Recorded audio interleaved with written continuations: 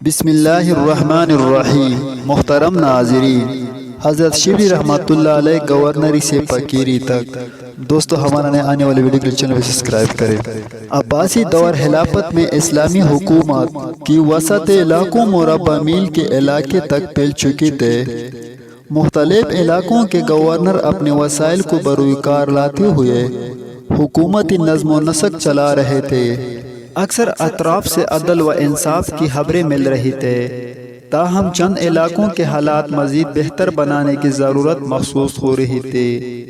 خلیفہ وقت نے سوچا کہ تمام گورنر حضرات کو مرکز میں طلب کیا جائے اور اچھی کارکردگی دکھانے والوں کو انعام و اکرام سے نوازا جائے تاکہ دوسروں کو بھی اصلاح احوال کی ترغیب ہو۔ چنانچہ فرمان شاہی چند دنوں میں ہر علاقے میں پہنچ گیا کہ فلانا دن سب گورنر حضرات مرکز میں اکٹھے ہو۔ بلاخر وہ دن آ پہنچا جس کے لیے گورنر حضرات ہزاروں میل کا سفر طے کر کے آئے تھے۔ خلیفہ وقت نے ایک خصوصی نشست میں سب کو جمع کیا۔ بعض اچھی کارکردگی دکھانے والوں کو خصوصی لطف و اکرام سے نوازا اور بقایا حضرات کو نصیحت کی۔ محفل کے اختتام پر خلیفہ نے سب حضرات کو اپنی طرف سے ہلت عطا کی اور اگلے دن خصوصی دعوت کا اہتمام کیا۔ سب حضرات اپنی اپنی خصوصی پوشاک پہن کر اگلے دن دعوت میں آئے، پھر تکلف کھانوں اور لذیذ پلوں کی ضیافت سے لطف اندوز ہوئے۔ کھانے کے بعد تبادلہ خیال اور گزارش احوال واقعی کی محفل گرم ہوئی۔ سب لوگ انتہائی خوش تھے۔ خلیفہ وقت کی خوشی بھی اس کے چہرے سے آیا تھی۔ اسی وقت ایک گورنر کو چینک آ رہی تھی، وہ اسے اپنی قوت سے دبا رہا تھا۔ تھوڑی دیر کی کشمکش کے بعد گورنر کو 2-3 چینکے اکٹھے آئے۔ تھوڑی دیر کے لیے محفل کا ماحول تبدیل ہوا۔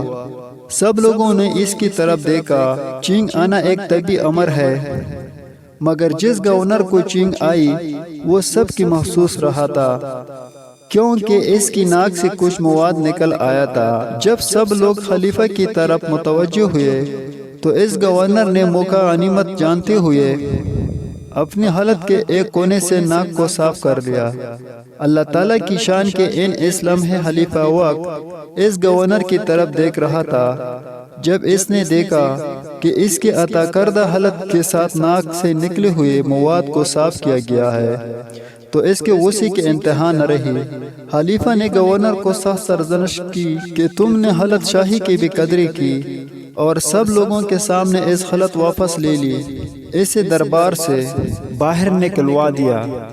مجلس کے ہوش حق میں مل گئے اور سب گورنر حضرات پریشان ہو گئے کہ کہیں ان کا حشر بھی اسے جیسا نہ ہو۔ وزیر بتدبیر نے حالات کی نزاکت کا خیال کرتے ہوئے خلیفہ وقت سے کہا کہ آپ محفل برخاست کر دیں۔ چنانچہ محفل ختم ہونے کا اعلان کر دیا گیا۔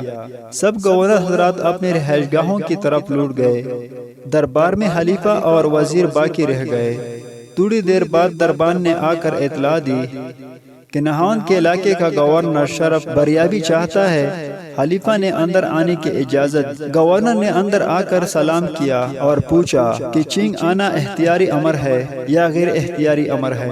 خلیفہ نے سوال کی نزاکت کو باندھ لیا اور کہا کہ تمہیں ایسا پوچھنے کی کیا ضرورت ہے، جاؤ اپنا کام کرو۔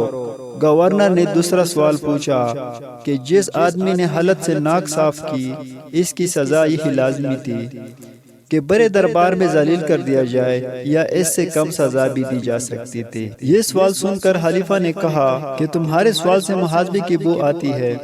میں تمہیں تنبیہ کرتا ہوں کہ ایسی بات مت کرو ورنہ پچھتاؤ گے۔ گورنر نے کہا بادشاہ سلامت، مجھے ایک بات سمجھ میں آئی ہے کہ آپ نے ایک شخص کو حالت پہنائی اور اس نے حالت کی ناقدری کی تو آپ نے سر دربار اس کو ذلیل و رسوا کر دیا۔ مجھے خیال آیا ہے کہ رب کریم نے بھی مجھے انسانیت کی حالت پہنا کر دنیا میں بھیجا ہے۔ اگر میں نے اس حالت کی قدر نہ کی تو اللہ مجھے بھی روز محشر اسی طرح ذلیل و رسوا کر دے گے۔ یہ کہہ کر اس نے اپنی حالت اتار کر تخت پر پھینکی اور کہا کہ میں پہلے حالت انسان کی قدر کروں تاکہ محشر کی ذلت سے بچ سکوں۔ گورنر یہ کہہ کر اور گورنری کو لت مار کر دربار سے باہر نکل گیا۔ باہر نکل کر سوچا کہ کیا کروں، تو دل میں خیال آیا کہ جنید بغدادی کی خدمت میں جا کر باطنی نعمت کو حاصل کرنا چاہیے۔